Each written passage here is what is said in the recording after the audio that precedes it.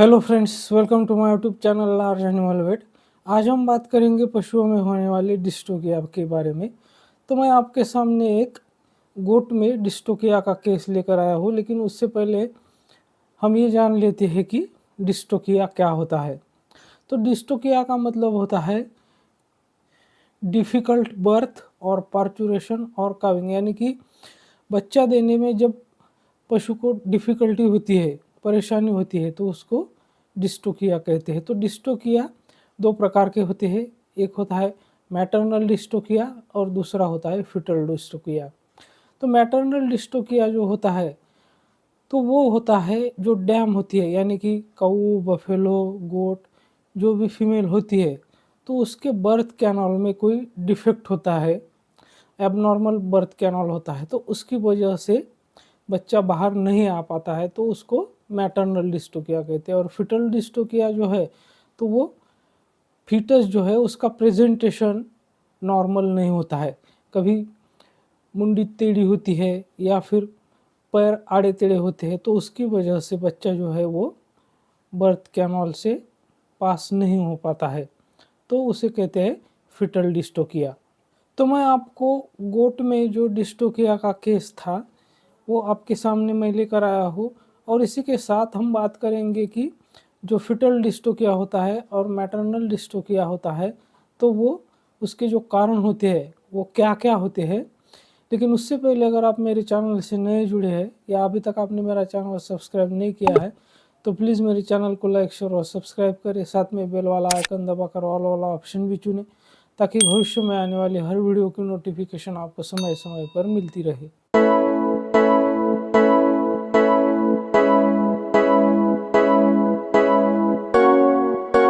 तो सबसे पहले हम बात करते हैं कि जो मैटरनल डिस्टोकिया होता है उसके क्या क्या कारण होते हैं। तो मैटरनल डिस्टोकिया में सबसे पहले जो बर्थ कैनाल होता है वो नैरो होता है, यानी कि पेल्विस में कोई डिफॉर्मिटी होती है, तो उसकी वजह से भी जो फिटस है वो बाहर नहीं आ पाता है, ये भी एक कारण है। दूसरा कारण है कि जो यूटेरस के कॉन्ट्रैक्शंस होते हैं वो वीक होते हैं, यानी कि बच्चे को बाहर धकेलने के लिए जो यूटेरस के कॉन्ट्रैक्शंस चाहिए होते हैं वो स्ट्रांग नहीं होते हैं, वो वीक होते हैं, और उसकी वजह से जो है वो बच्चा बाहर नहीं आ पाता है, तो इसको यूटेराइन इनर्शिया कहते हैं। तीसरा जो कारण है तो वो है सर्विक्स जो है वो कभी कभी पूरी तरह से डायलेट नहीं होता है, और सर्विक्स डायलेट ना होने के कारण बच्चा बाहर नहीं आ पाता है। इसके बाद जो कारण आता है वो है यूटेराइन टॉर्शन का। तो कुछ केसेस में ऐसा भी होता है कि जो यूटेरस होता है उसका वहाँ पर टॉर्शन होता है, यानी कि यूटेरस घूम जाता है, तो उसकी वजह से भी बच्चा बाहर नहीं आता है। और कभी कभी जो यूटेराइन हर्निया जिसे बोलते हैं, यानी यूटेरस का हर्निया हो जाने के कारण भी वहाँ पर बच्चे को बर्थ देने में, यानी कि बच्चे को जन्म देने में डिफ़िकल्टी होती है। तो ये कारण है जो मैटरनल डिस्टोकिया जिसे बोलते हैं, तो उसके। अब हम बात करते हैं कि फिटल डिस्टोकिया के क्या क्या कारण हैं। तो कभी कभी क्या होता है कि जो फिटस होता है उसकी साइज जो है वो बहुत ज़्यादा बड़ी होती है, यानी कि फिटस लार्ज साइज का होता है, तो उसकी वजह से भी पार्चुरेशन में प्रॉब्लम आता है, डिफ़िकल्टी आती है। इसके साथ साथ ही अगर फिटस का जो प्रेजेंटेशन होता है वो अगर एबनॉर्मल है, तो उसकी वजह से भी बर्थ में डिफ़िकल्टी आती है। इसके साथ ही जो डेवलपमेंटल एबनॉर्मलिटीज़ होती है, यानी कि जब फिटस की डेवलपमेंट होती है तो वहाँ उसमें कुछ एबनॉर्मलिटीज़ डेवलप होती है, यानी कि जिसे हम मॉन्स्टर फिटस कहते हैं, तो उसकी वजह से भी बर्थ में डिफ़िकल्टी होती है।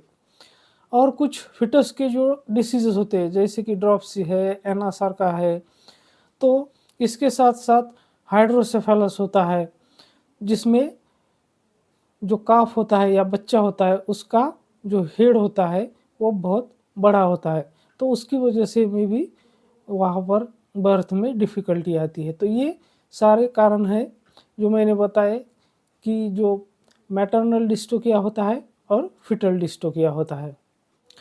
तो अब हम देखते हैं जो गोट में एक्चुअल डिस्टोकिया का केस हमने किया, उस केस को आता की गुंडी आडवी होती अशी त्याची, म्हणून ती ये नाही। तो अब हम देखते हैं जो गोट में एक्चुअल डिस्टोकिया का केस हमने किया, उस केस को।